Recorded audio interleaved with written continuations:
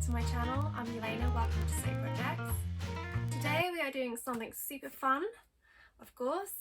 We are doing a tutorial on how to make your own knickers, and the best thing about it, it's a free pattern. If you go to my description down below, you'll find a link that goes to my newsletter where you can sign up, where you can get the free pattern for the poppy knickers, which is what we are making. So these are the lovely poppy knickers. High waist knickers are basically my favourite style. As you can see, they don't look old granny like, they don't look frumpy, they look super fun and they are super comfy to wear. So in the tutorial we're going to go through how to prepare your pattern, how to sew up your knickers. So with preparing your pattern you will need to cut and stick the pattern together and find the right size for you, and then we'll get onto the sewing. And as you'll see, it's quite an easy sew. Lots of people have this idea about sewing lingerie that it's hard, you're working with elastics, you're working with stretch fabrics. Yeah, it can be a little bit different, it can take time to get used to, but honestly it's once you get the hang of just working with the elastics and the stretch fabrics, like there's no stopping you. You'll become very addicted. So I hope you're all gonna join me on my tutorial today. And like I say, go down to the link in description. You can get the free pattern from my newsletter and then we'll get going. So the first thing you'll want to do to prepare your pattern is print all the pattern pages off.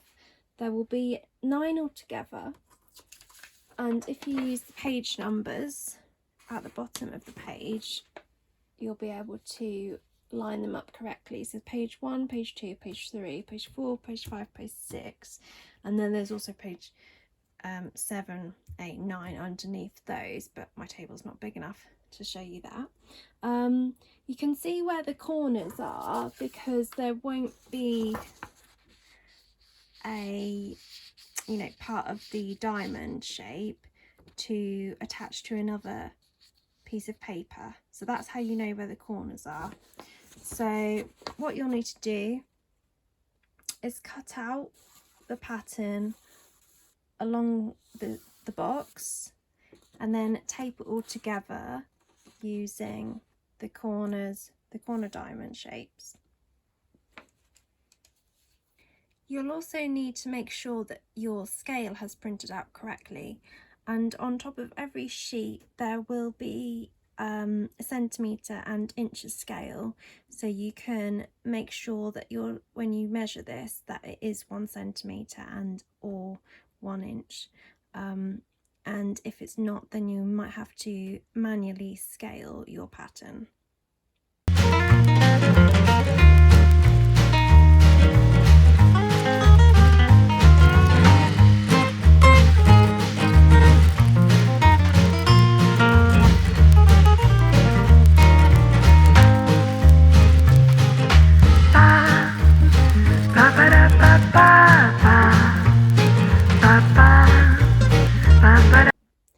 So I've nearly come to the end of sticking all my pages together. Just want to give you a little tip.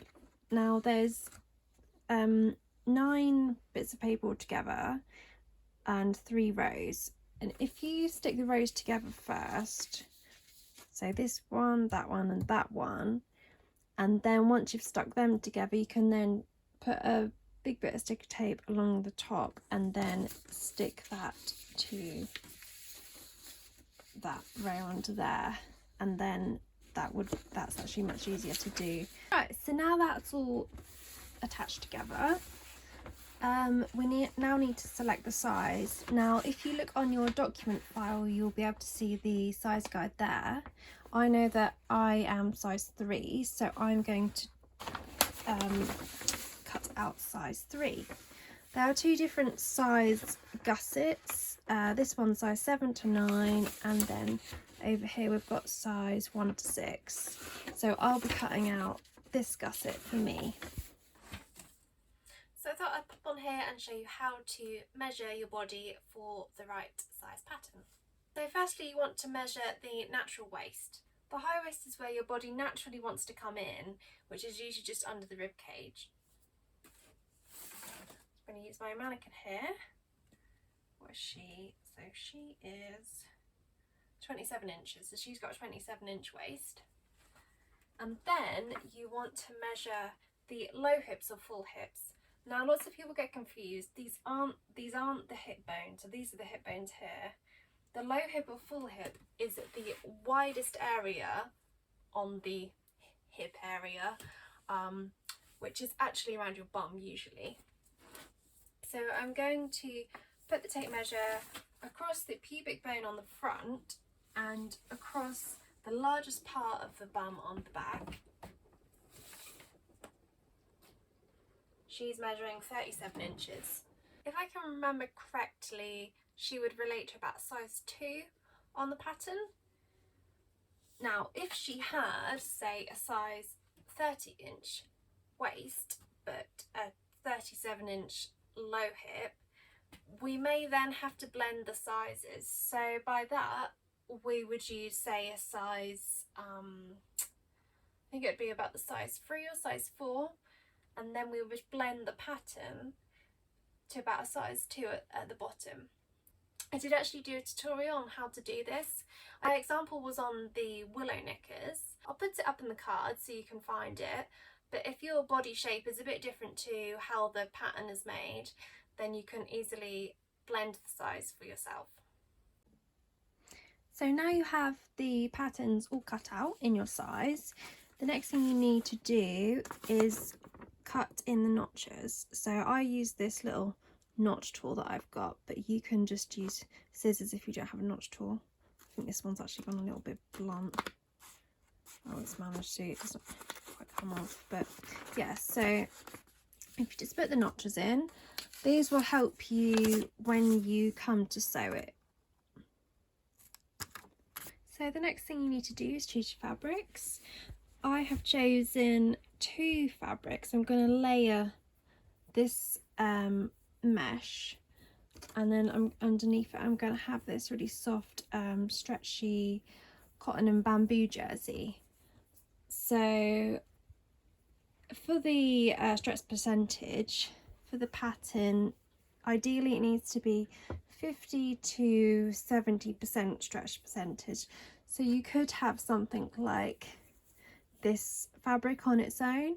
Just bear in mind it's going to be probably come up a tiny bit bigger than if you use a, for instance, a cotton jersey, which is usually 50% stretch percentage. As you see, it's not quite as stretchy. So it just depends how you want it to fit, but also, you know, what fabrics you've got, and just bear that in mind. So yeah, and then I have chosen this navy knicker elastic to go with mine. So now we need to cut out the fabric. So first you'll want to note the main stretch direction on your pattern. So it's going across the body. So the main stretch of this fabric is going across. So I've placed this parallel to the selvage of the jersey. Next thing you need to do is mark your notches. So I've just got a pink dressmaking crayon here. I'm just going to mark the notches on the fabric here.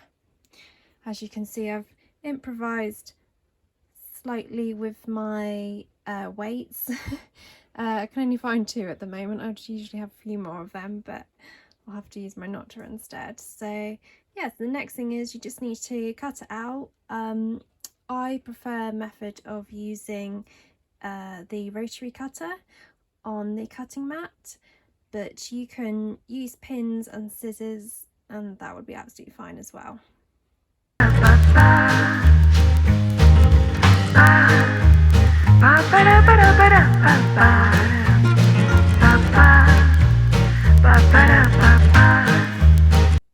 So I'm going to repeat the process for the front of the pattern and for the gusset liner as well, and then I'll repeat the whole thing on the outer stretch fabric, that mesh fabric that I'm using. Obviously if you're not using 2 layers of fabric, then just need to do it once on the one layer of fabric. So I've now cut out all of my pieces. I've got the back, the front, the gusset liner and the gusset outer. Whether you're doing 2 layers like me or not, you still need a gusset outer and a gusset liner. So next thing I'm going to do, which you won't have to do if you're using a single layer, I'm just going to tack these together so they act as one fabric. So the first thing we need to do is pin the back gusset together before we sew it. So if you have your gusset liner with the right side facing up, and then put the wrong side of the back to the notch of the back gusset here, and then put the right side down, put the gusset outer with the right side down, and then at the notch point as well,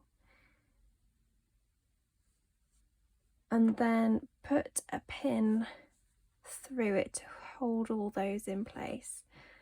Now what you want to do is pin up the rest of the seam so that it's much easier to sew, as there is a slight curve in this pattern, so it can be a little bit tricky to keep all the layers in the right place. Here we go. So I've just pinned the back gusset together. Make sure you get all the layers, because there's obviously, well, I've got 4 layers really, but 3 layers usually. So you've got 3 layers of fabric, which can be a little bit tricky due to the curve of the back gusset as well. So next we need to sew these together, and I'm going to use a medium size zigzag stitch.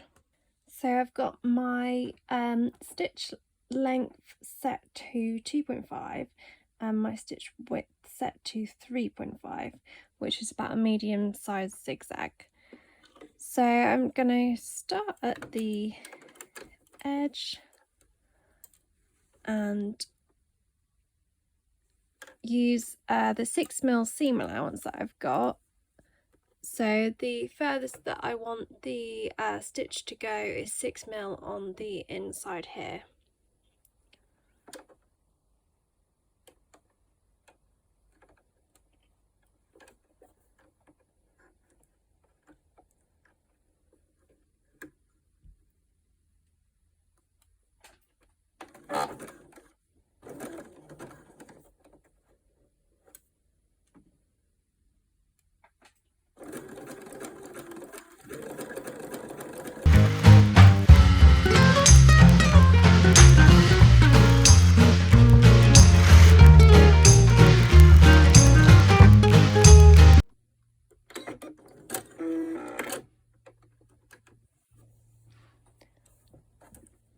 There we are, that's come out nicely. So a little tip would be is don't stretch your fabric, because otherwise you'll stretch the seam. And yeah, just go slowly. If you're new to dealing with stretch fabrics, it might be best to do a scrap test first. So now we've got the back gusset attached to the back, we now need to attach the front, which is here, to the front gusset. So for this we're going to do what they call the burrito method. So you'll see what that looks like in a minute. So firstly, get the right side of the front and place it to the right side, or the gusset outer. You can either pin that there so that stays in place, or you can just kind of hold it there. So the part which they called burrito method, so you've got your gusset liner, you want to flip that round and then roll the back up, so you've got the gusset liner coming through, mine's got a bit twisted actually. I'm just going to do that again. Yeah, it's the front that went a bit twisted. So now I can attach the gusset liner, which is the right side, to the right side of the gusset liner,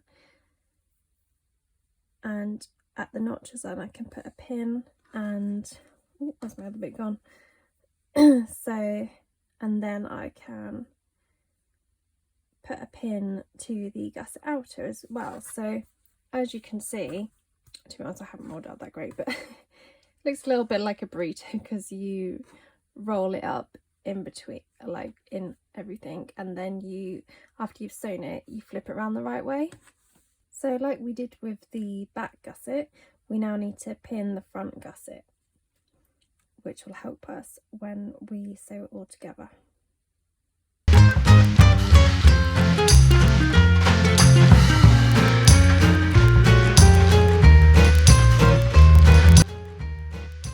You could just use 3 pins if you wanted, but if you just wanted to be extra sure, you could use another 2 here.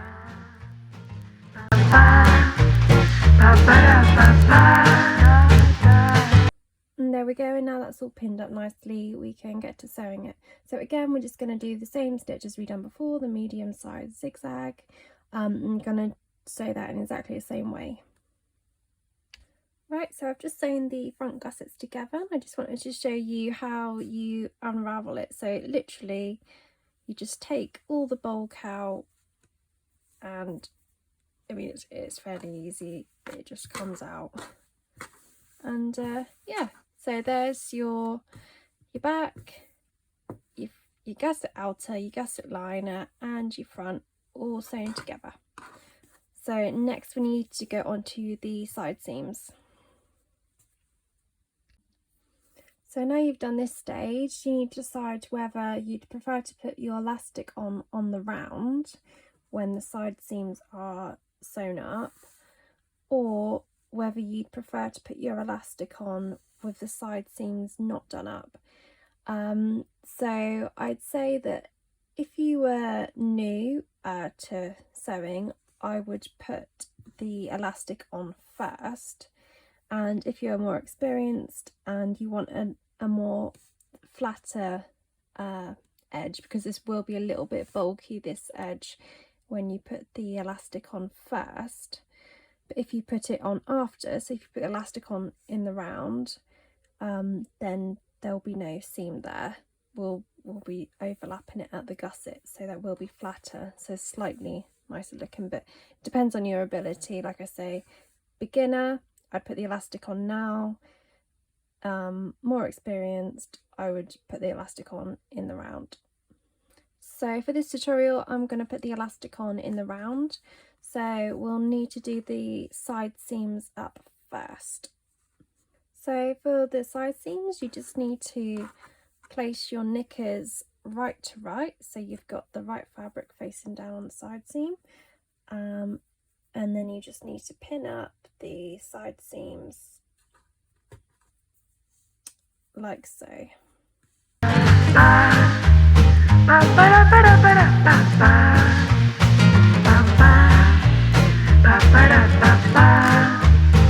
Once you've sewn one side, just repeat the same thing on the other side, because you'll do both side seams at the same time. So I've now pinned both of the side seams up, so I'm just going to sew them. Again, I'm going to use a medium size zigzag stitch with 6mm seam allowance.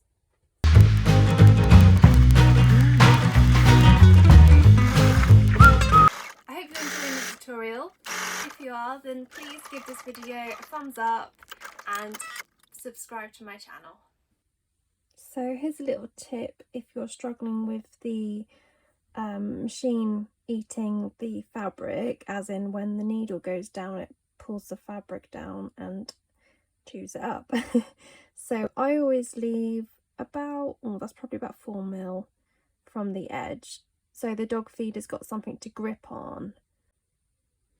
So I love this bit of this sewing when you've got everything sewn together and you can pretty much see how it's going to look, but you have still got the elastic to do, and that sometimes can take a bit of time, so don't get too excited just yet. So one thing I did actually forget to do is we needed to baste the gusset pieces together. So when you're basting the gusset pieces, you're just using a very long straight stitch on your machine just to tack them together, so it's easier for when you put the elastic on. So I'm just going to do that now.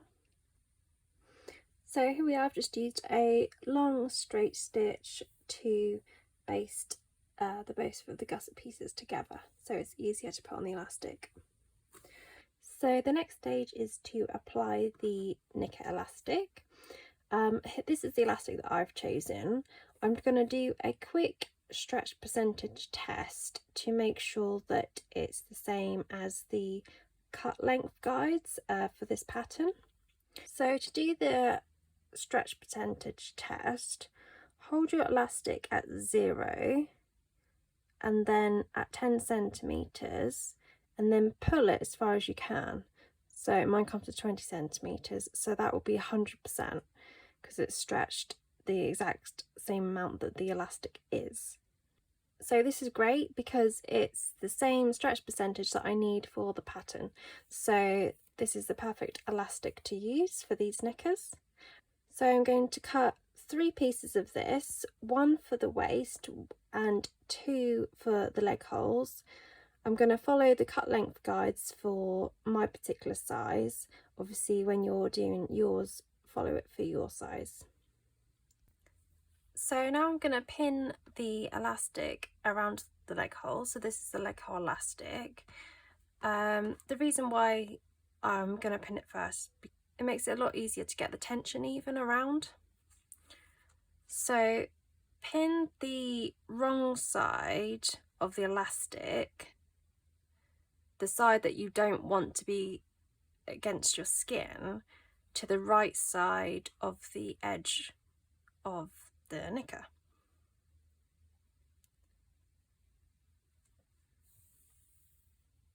Follow it round, make sure it's not twisted, and overlap both of the edges. So I've allowed 1.2 mil, so that's 1.2 mil extra, so that's a 6 mil overlap. My elastic is 6 mil, so I'm going to do it to the edge of the knicker, which makes it quite easy, and then put a pin through.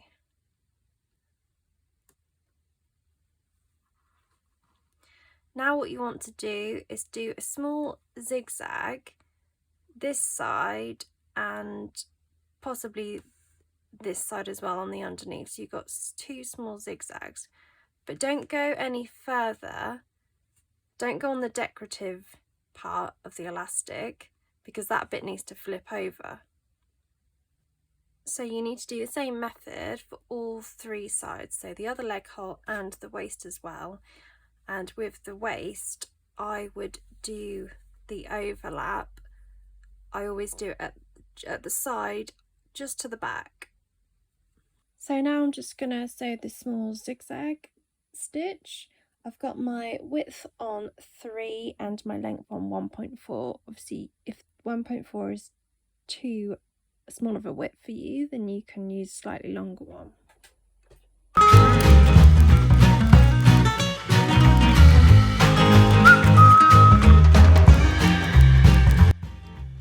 And now I'm just going to sew the other end.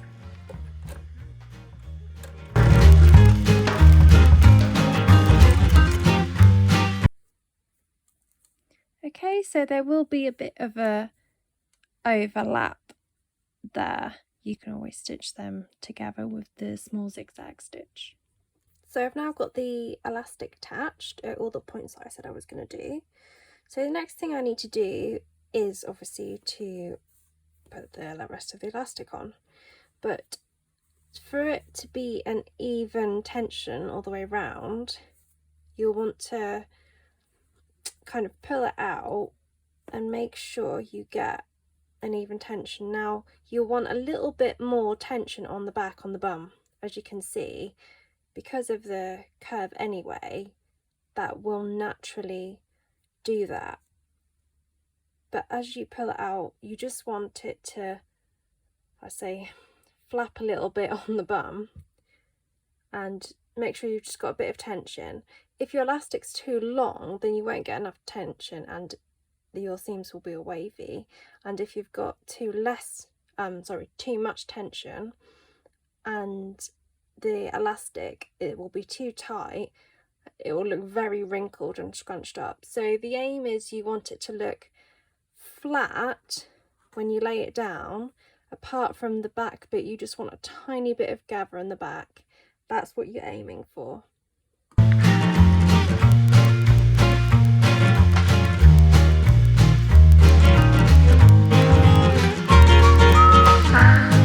Then if you want, you can put another pin in the middle here and here at the back, if you feel like you need more pins in.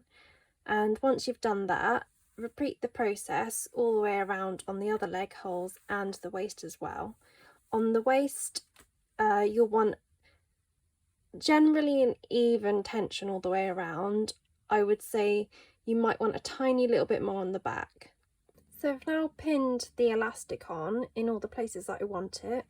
I've kind of tested the tension on the back, so that on the back feels about right to me, whereas there's slightly less on the front because you don't need as much as on the front.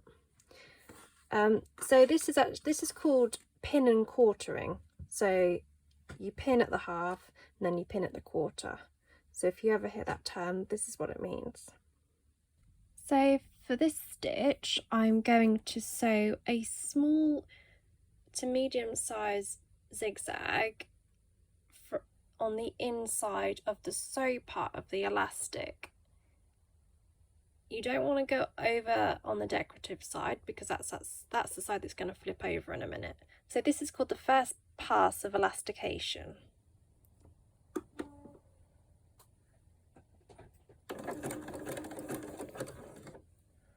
That's actually just a little bit wide. I'm going to make that a bit smaller. I've put my zigzag stitch to width 3, length 2.5.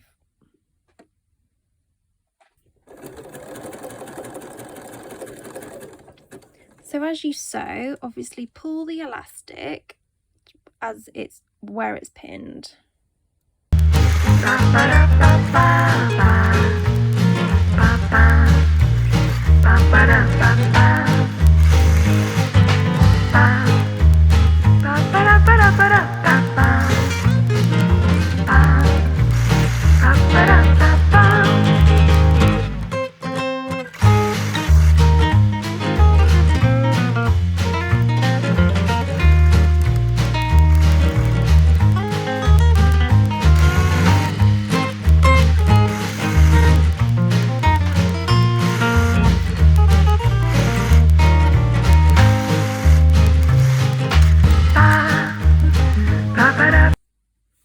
Right, so that's sewn on. That's looking quite nice. I'm going to repeat the process on the other leg hole and the waist. So I've now sewn the first pass of elastication. The next thing you need to do is go round the edges and cut everything that comes out from the elastic edge. So you've got the seams, the gusset seams will come out a little bit, and sometimes you'll get a little bit of fabric. I mean, it depends on what your knicker elastic width is, but even still, you just want to make sure that that's not coming out from the edge, because when you flip it over, you'll see a little bit and it just won't look as tidy. So I'm going to go through now and cut all away all of the part that is just peeping through.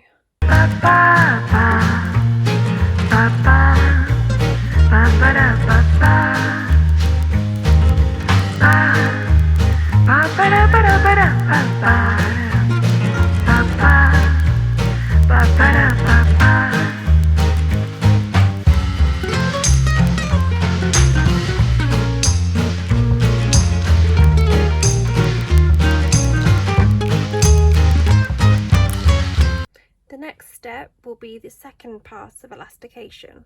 So this one is actually easier than the first. So as you can see, the elastic wants to flip over anyway. So flip your elastic under, and then all you're going to do is a medium size zigzag stitch along the edge, and if you can, try and get it so it's on the, well, it would now be the inside edge of the elastic. So here is the original stitch, and then you want to do it next to it. So because if you do it too close to the edge on this side, this is going to flap open a little bit. Obviously you want that nice and neat flat down, so you want to make sure you do it just a little bit in, so about 4 mil in. Right, so I've got my zigzag stitch on a slightly longer stitch this time. I'm going to do 3 width and 3 length. The reason why I prefer to do that, I just like a slightly longer looking zigzag stitch, because it's going to be a top stitch, you're going to be able to see it, so it's just personal preference really. So yeah, so start, I've already got my needle in position, start about 4 mil in, so then we catch the underneath of the elastic.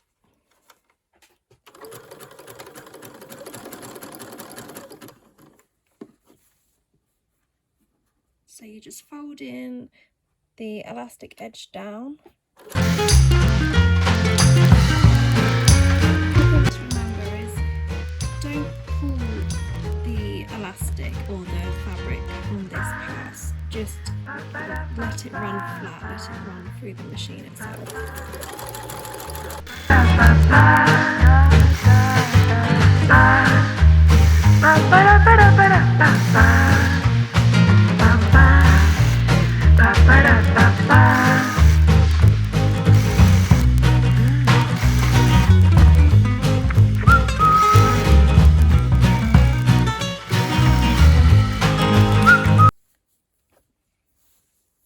Okay, so this is how it's going to turn out,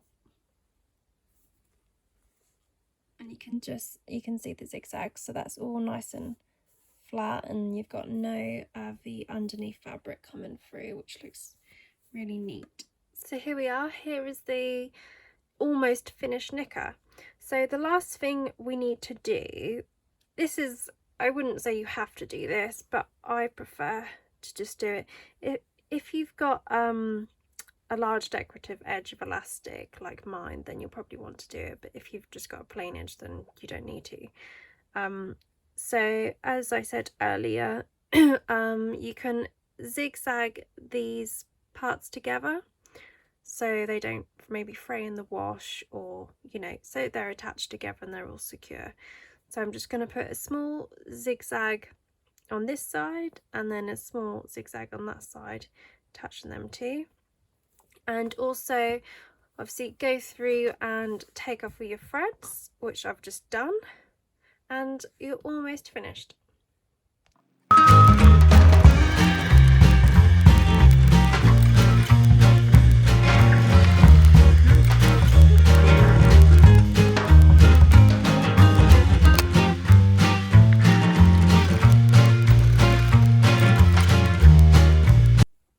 Right, so this one is complete. I just have a little problem there with the needle taking the elastic down into the bed of the machine. If you've got that problem, then just start a little way in, go forward and then go back, and then that should work.